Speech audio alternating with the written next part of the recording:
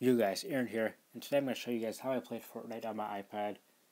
A lot of people are saying that my video was fake and that I edited the controls on screen, which the video is real. I appreciate you guys think I can edit that well, but I really can't. But the video is real. This method works for any PS4 game, not just Fortnite. I tried Call of Duty World War II on it, which it was alright, but I think Fortnite worked the best so far. But yeah, just go to the App Store, search up RPlay. You'll find it here. It's called RPlay Remote Play for the PS4. The app works pretty well, but it's expensive. That's the biggest issue I think people are going to have with it, is that it's expensive. So for this to work, you need a PS4 with whatever game you want to play installed on it. So you need a PS4 for this to work. I know, kind of sucks, but oh well. You need really good internet. Like, if you have garbage internet, don't even bother trying this. It's just not going to work. It's going to be laggy. You're not going to like it. So don't even bother trying it. And then once you have those two things, you need good internet and a PS4. You need this app. It's called RPlay. I think it's like $16.99 or $15.99 Canadian, and then like $11.99 or $12.99 US. I'm not 100% sure on those prices, but I know it's around that area. So the app is pretty expensive, or it's expensive for an app. It's not really like super expensive. It's less than $20, but like for an app, it's pretty expensive. Once you have all that installed, you need a PS4, really good internet, and then this app, and then whatever game you want to play for your PS4. And I recommend trying the wired connection for your PS4. Like, I've used this method wirelessly with my PS4. Like, there's no wired connection.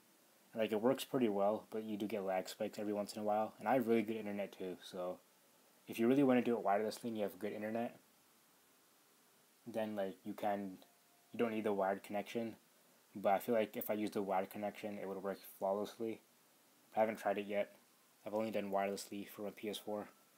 One day I'll do wired connection, see how it works. But anyway, let's get into the app here. This is what you'll see when you first open the app. I think this little message thing will pop up here, and I'll show you how to configure it and all that kind of stuff. You can read this if you want. I'll show you guys quickly what I did, or how to do it. All you do is go to register PS4. Now you type in your PSN ID. Make sure every letter that's capitalized, you capitalize it, and all that kind of stuff. Make sure it's exactly the same as on your PS4, whatever account you use. And then on your PS4, you go to settings, and then you scroll down to remote play connection settings. Click on that. You do add device, and then an 8-digit code will pop up. All you gotta do is type that in here, and then you're set. That's pretty much it. The setup is super simple. You can add multiple profiles. So whatever PSN ID you type in here, this is the only profile you can use with this remote play function. But you can add in more accounts and stuff like that. So once you register your account, you'll see the play button will appear. You can connect and use the RPlay remote function. But first, I'd recommend going into the settings. So for video resolution, it only goes up to 720p. You can lower it just so it runs smoother, but for 720p is the highest.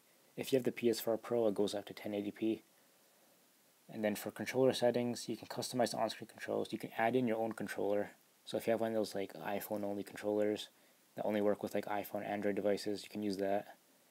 But for the on-screen customization, it kind of sucks. So if you want to make one certain button bigger, you can't. It will make every button bigger, which is annoying. And if you want to move, for instance, if you want to move the L2 and L1 button around, it'll move the L2 and L1 together, and it'll also move the R2 and R1 button.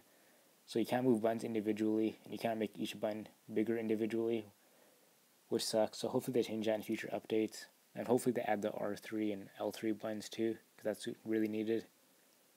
But you guys can play around with this. I really haven't found a super comfortable position to play Fortnite yet, but I'm going to keep playing around with it and see how you guys feel. So once you click play, it's pretty instant, the load up. That's what I really like about it. It's super instant. It's not very laggy. If you press the arrow at the bottom, the PS button, the options button, the share button will pop up. There's no touchpad button for some reason. There's the share button, but not the touchpad button. I don't know why they decided not to add the touchpad in. So hopefully do that in a future update also. And hopefully they add the R3 and L3 like I said before. But yeah, you can play any game. Any game works. So I've been doing Fortnite. Fortnite's super fun game. It's the only game I play right now on PS4. But you guys can try out other games. I know I tried Call of Duty. It didn't run super smoothly, like it was extra laggy when I played Call of Duty. I don't know if it was because like that day my connection was bad, or just in general, games with like the better graphics just don't work as well. Like Fortnite's cartoony, so like probably worked a little bit better than a game that looks more realistic. I want to try out more games, but like it's like really nothing coming out that I'm super interested in, or nothing that has like a release date. Like I want to play The Last of Us 2, but no release date for that. I haven't really been paying too much attention to what's coming out. There probably are games coming out I'm just not paying attention, but I'm trying for that Last of Us 2 to drop. So hopefully that comes out. I think it's supposed to come out sometime next year, probably in like the fall or something. But anyways, hope you guys enjoyed this video. I know it's expensive, the method to do this. There's no other method that I know of how to play PS4 games on your iPad. Hopefully one day Fortnite actually comes to the iPad. I feel like a version of it could come, maybe with a smaller map or something. Especially if that game, what's it called? That PUBG clone, Rules of Survival, if that can work on an iPad, I feel like Fortnite could. Just like a slightly downgraded version. Anyways, hope you guys enjoy. I know it's expensive. There is a way to get the app for free, which I'm not going to expose. I want you guys to support the developer, and pay that money. But maybe if I hit like 1,000 subscribers or something crazy like that, I'd show you guys. Anyways, hope you guys enjoyed. Thanks for watching. Let me know if you guys have any issues, and I'll try to help you out. Anyways, peace.